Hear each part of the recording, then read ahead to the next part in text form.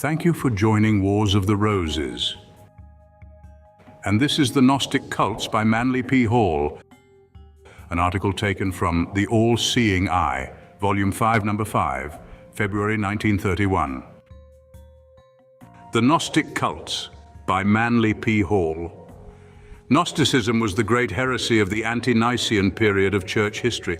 The fathers of incipient Christianity, having elected themselves the custodians of salvation, exercised this prerogative to stamp out all traces of Christianity as a philosophical code.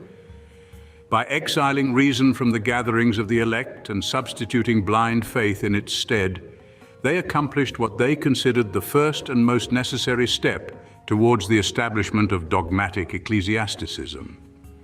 The early bishops, saints, and martyrs, such as Irenaeus, Hippolytus, Epiphanius, Eusebius, Tertullian, and Theodoret, apparently divided their activities between the somewhat diversified tasks of preaching on the one hand, the new gospel of charity, piety, and brotherly love, and the preparation, on the other hand, of vicious and slanderous attacks upon members of dissenting creeds. No pious ante-Nicean father had proved his zeal, and incidentally his bigotry, until he had prepared an elaborate treatise against heresies and pitched a sanctified pebble at some heresiarch. All good churchmen sought to demonstrate that pagans in general and Gnostics in particular were promulgators of hateful and misleading doctrines. It was intimated, and in some cases actually affirmed, that a perverse spirit, the faithful old devil, had raised up teachers of false doctrines in an effort to compromise the infallible revelation of the apostles. Thus, these learned fathers, who incidentally seemed better informed on heresies than orthodoxies, refuted all the doctrines of the heretics with one grand gesture. But as one writer has suggested, when these refutations were not convincing, these inspired vicars resorted to the more militant method of disposing, by fire or otherwise, of such evidence as they could not conveniently explain away. The Gnostics occupied an extremely precarious position. They were reconcilers of doctrines, and the way of the peacemaker is usually quite as hard as that of the transgressor. Gnosticism was despised by the Church because it sought to interpret Christian mysticism in terms of the metaphysical systems of the Greeks, Egyptians, and Chaldeans. At the same time, it was openly opposed by contemporary pagan philosophers, particularly certain of the Neoplatonists, because it appeared to accept, at least in part, the unphilosophic and illogical tenets forced upon an unsuspecting world by the Christian enthusiasts. Attacked from both sides and gradually crushed by the sheer weight of numbers, after a desperate struggle for existence over a period of several centuries, Gnosticism finally passed into the limbo. During its short but spectacular career, Gnosticism established, however, certain agencies of interpretation which were to survive the centuries and may even yet convert the world to its premises. And strangest of all, Gnosticism is indebted to its enemies for its survival, for practically all the information now available on the subject is preserved in the writings of those excited ante-Nicean fathers who went into considerable detail concerning the substance of the heresies they condemned. Though the Gnostics have vanished from the earth, the analogies between Christian and pagan doctrines established by them have proved invaluable to students of comparative religion, fortunate enough to be born in a less intolerant age. Among the names that stand out in the chronicles of Gnosticism, 3 are preeminent: Simon, Basilides, and Valentinus. That they were men of exceptional brilliance is established by the fact that the attacks of the Church Fathers were in nearly every case directed first against them. Simon Magus, the Syrian Gnostic, was the object of a particularly spiteful and unchristian tirade. His character was torn to shreds, and he was held up to public scorn not only as a sorcerer, but as an example of the depths of spiritual, moral, and physical depravity into which an individual can descend. Basilides, the Egyptian Gnostic, and Valentinus, his successor, were both men of such exceptional personal integrity that even the combings of the clergy could bring to light nothing that could even be interpreted as depreciatory. It was therefore evident that these philosophers were heresiarchs of the most dangerous kind. They were the more deadly because they concealed their perversity behind an appearance of virtue and integrity. Of course, this reasoning is convincing to anyone who sees life through ante-Nicean spectacles. No man can be good without being a Christian, and if he be a pagan with the appearance of virtue, it is simply the devil trying to destroy our realization of the omnipotence of the Church. The only fragments of the writings of these great Gnostics preserved to our day are represented in the writings of their enemies, but such writings reveal not only a high degree of spiritual insight, but a most generous, noble, and philosophic comprehension of the greater realities of life. Even the calumny of the ages has not dimmed the splendor of these masters, nor hidden their glory from such as have eyes to see. If the true secrets of Christianity were ever imparted to men, it was to the Gnostics. For while the Church itself was a seething mass of bigotry and conspiracy, this order preserved to the end the high ethical and rational standards which confer honor upon every sublime teaching. The Church could not stand the comparison rendered doubly odious by theological viciousness. In self-preservation, the Church struck, and having destroyed its most formidable adversary, began its triumphal march towards temporal power. In order to demonstrate what we mean by an odious comparison, consider the following words of Valentinus the Gnostic, in his vision of the order of creation. I behold all things suspended in air by spirit, and I perceive all things wafted by spirit. The flesh I see suspended from soul, but the soul shining out from air, and air depending from ether, and fruits produced from bythus, profundity, and the fetus born from the womb. Here was a mystic vision worthy of the divine Plato and sounding the very depths of reality. Then consider an example of church technique. The four canonical Gospels of Matthew, Mark, Luke, and John were chosen by divination. They took some hundreds of books and set them up at the Nicean Council.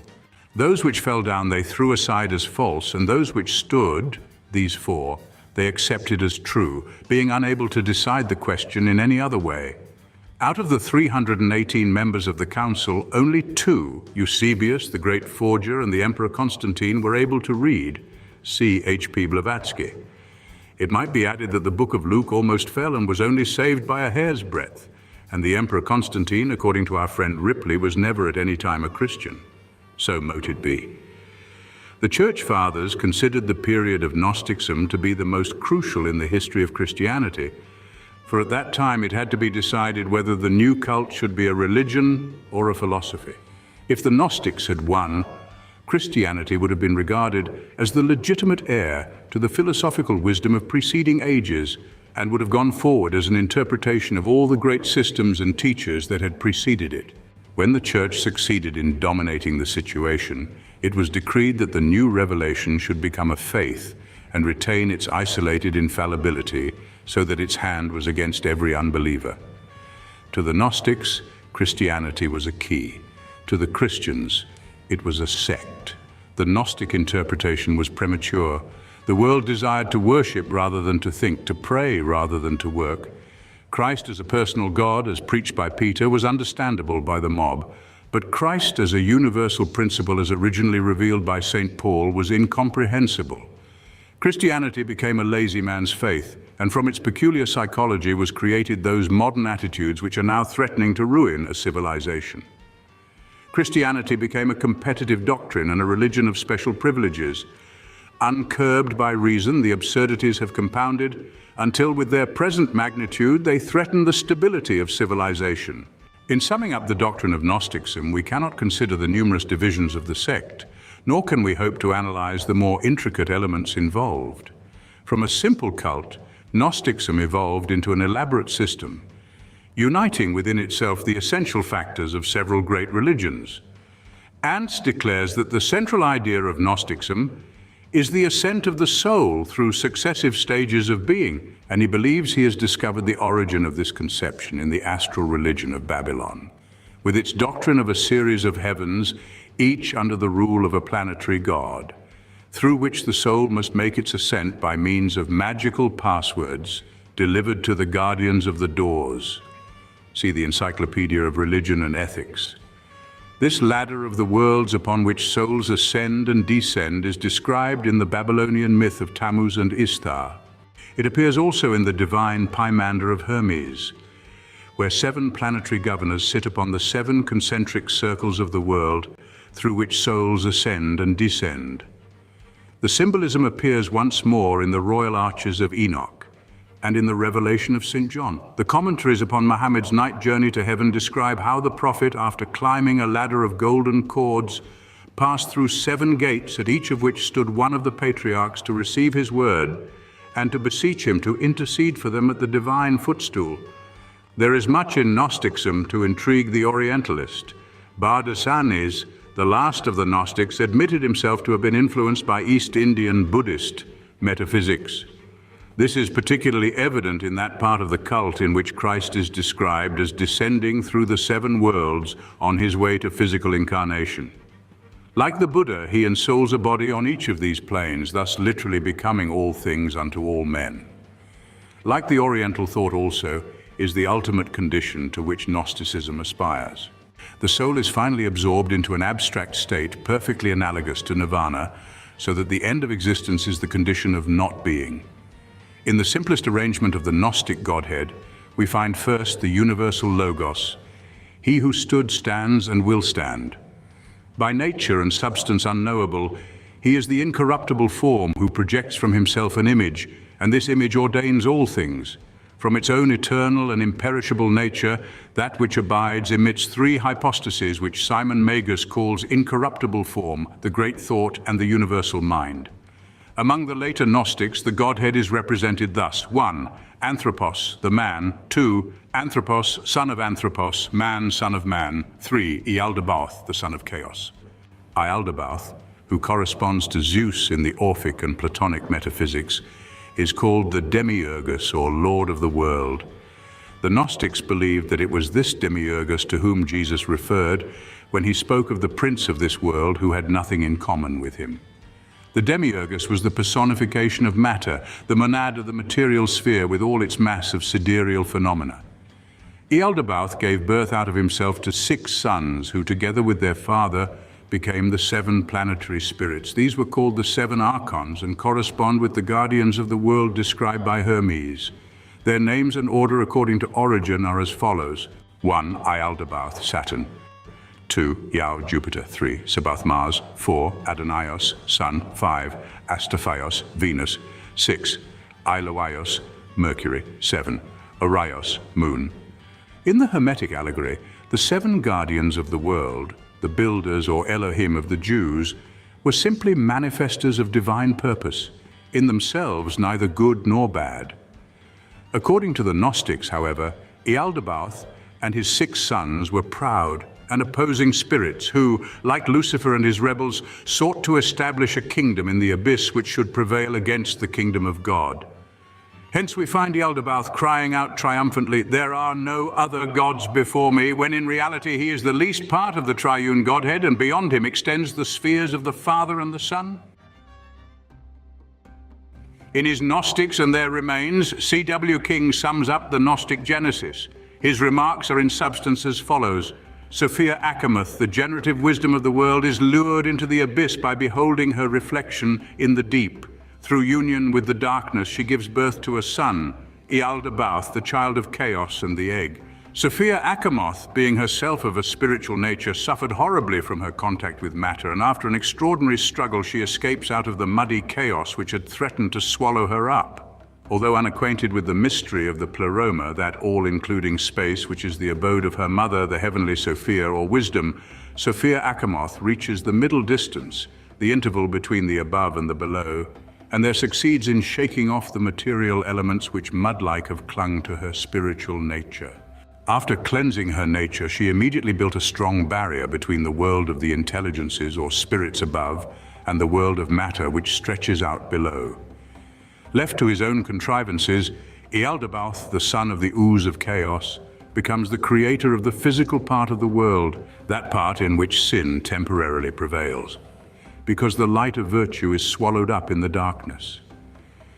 In the process of creation, Ialdabaoth follows the example of the great deity who engendered the spiritual spheres. He produces out of his own being 6 planetary spirits, which are called his sons. These spirits are all fashioned in his own image and are reflections of each other, becoming progressively darker as they recede from their father. Here we have the Platonic theory of proximities, in which it is described that those beings who are closest to the source partake most of the source, but to the degree that they retire from the source, they partake of the absence of the source, until at last the outer extremity of reflections is mingled in the abyss, With their father, Ealdabauth, the 6 sons inhabit 7 regions disposed like a ladder. This ladder has its beginning under the middle space, the region of their mother Sophia Achamoth, and its end rests upon our earth, which is the 7th region. Thus these spirits become the 7 genii of the planetary spheres. When the earth is referred to as the 7th sphere, however, it is not the physical earth, but rather the region of the earth or etheric globe composed of the 5th element of the earth referred to by the Chaldeans as the sublunary interval. Ealdabauth, as may be inferred from his origin, was far from being a pure spirit, for while he inherited from his mother generating wisdom, instinct and cunning, as well as an intuitive realization of the universal immensity, he had also received from his father matter qualities of ambition and pride, and these dominated his composition. With a sphere of plastic substances at his command, Ealdabauth severed himself from his mother and her sphere of intelligences, determining to create a world according to his own desires in which he should dwell as its lord and master. With the aid of his own sons, the 6 spirits of the planets, the son of chaos created man, intending that the new creature should reflect the fullness of the demiurgic powers. But Ealdabauth failed utterly in his work. His man was a Frankenstein, a vast, soulless monster which crawled through the ooze of the earth, bearing witness to the chaos that conceived it. The 6 sons brought this awful monster into the presence of their father, declaring that he must animate it if it would live. Ealdabauth was not a sufficiently exalted spirit, hence could not create life, so all he could do was to give to the new creature the ray of divine light which he himself had inherited from Sophia Achamoth. The new man, sharing the light of his creator in this fashion, became as a god and refused to recognize Ealdabauth as his master. Thus, Ealdabauth was punished for his pride and self-sufficiency by being forced to sacrifice his own kingship in favor of the man he had fashioned. Sophia Achamoth now bestowed her favor on mankind even at the expense of her own son. Humanity, following the impulse of the divine light that she had transferred to men, began to collect unto itself all the light that had been intermingled with the substance of darkness. By virtue of this spiritual industry, it gradually transformed itself until it no longer resembled its own creator, Ealdabauth, but rather took on the visage and manner of the supreme being, Anthropos, the primal man, whose nature was of the substance of light and whose disposition was of the substance of truth. When Ealdabauth beheld his creation greater than himself, his anger blazed forth with jealous rage. His looks, inspired by his passions, were reflected downward into the great abyss as upon the polished surface of a mirror.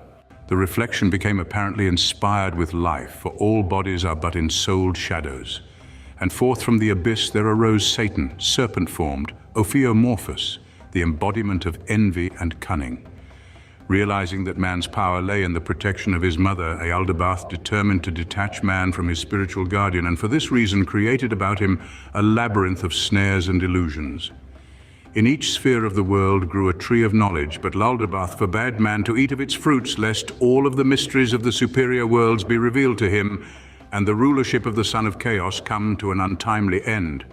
But Sophia Achamoth, determining to protect the man who contained her own soul, sent her genius Ophis in the form of a serpent to induce man to transgress the selfish and unjust commands of Ealdabauth, and man, eating of the fruit of the tree, suddenly became capable of comprehending the mysteries of creation.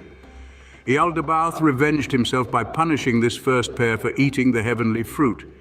He imprisoned man and woman in a dungeon of matter by building about their spirits the body of chaotic elements wherein the human being is still enthralled.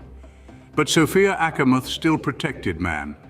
She established between her celestial region and relapsed mankind a current of divine light, and kept constantly supplying him with this spiritual illumination. Thus an internal light continually protected him, even though his outer nature wandered in the darkness. The battle continued, Sophia Achamoth ever striving to protect, and Ealdabauth ever determined to destroy. At last, sorely afflicted by the evils which had befallen her humanity, Sophia Achamoth feared that darkness would prevail against her. Ascending to the feet of her celestial mother, the heavenly Sophia, which is the wisdom of God, the antitype of earthly wisdom, she besought the all-knowing to prevail upon the unknown depth, which is the everlasting Father, to send down into the underworld the Christos, who was the son and emanation of the heavenly wisdom, to assist mortal wisdom in the salvation of humanity. Yaldabaoth and his 6 sons of matter were weaving a curious web by which they were gradually but inevitably shutting out the divine wisdom of the gods, so that mankind otherwise would perish in darkness. The most difficult part of the salvation of man lay in discovering a method by which the Christos could enter into the physical world. To build bodies was not within the province of the higher gods, therefore Yaldabaoth must be coaxed into creating one. Sophia Achamoth finally prevailed upon Yaldabaoth to create a good and just man by the name of Jesus. And when this had been accomplished, the Sotar Christos, enveloping himself in a cloak of invisibility, descended through the spheres of the 7 archons, assuming in each sphere a body appropriate to the substances of the 7 worlds, in this way concealing his true nature from the genii or guardians of these spheres. In each world he called upon the sparks of light to come out of the darkness and join him. Thus, having united all light in his own nature, the Christos descended into the man Jesus at the baptism, and from that moment the age of miracles began. Yaldabaoth, having discovered that the great Sotar had descended incognito to thwart his purposes, stirred up the Jews against Jesus, and using all the forces of materiality at his command, destroyed the body by means of which the Christos was functioning in the material sphere. But before he departed from the earth, the Sotar implanted in the souls of just men an understanding of the great mysteries and opened the gate between the lower and the higher universes. Theodoret completes the story. Thence, ascending up into the middle space, he, Christ, sits on the right hand of Yaldabaoth, but unperceived by him, and there collects all the souls which shall have been purified by the knowledge of Christ. When he has collected all the spiritual light that exists in matter out of Yaldabaoth's empire, the redemption will be accomplished and the world will be destroyed. Such is the meaning of the reabsorption of all the spiritual light into the pleroma or fullness whence it originally descended. From this brief summary, it will be evident that Gnosticism is a restatement of the eternal doctrine of the warfare which must exist in space between spirit and matter.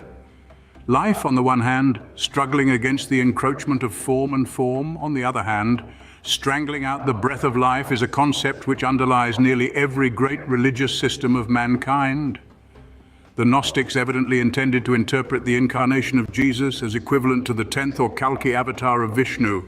The Avatara theme is a very ancient one, and in every case is the account of a divine personality temporarily descending into the sphere of matter to accomplish the redemption of a relapsed humanity. In the Bhagavad Gita, the Avatar Krishna forth.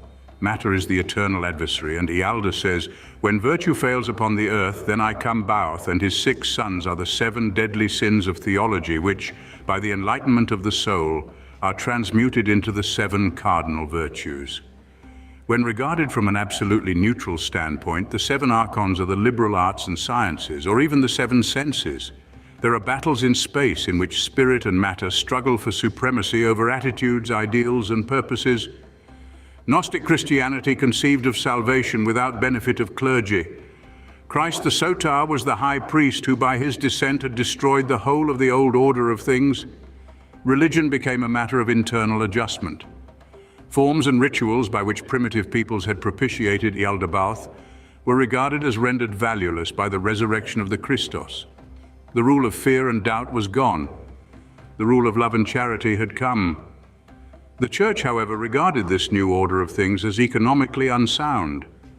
Love frees, fear enslaves. So the Gnostics were destroyed lest they free men from bondage to the priestcraft.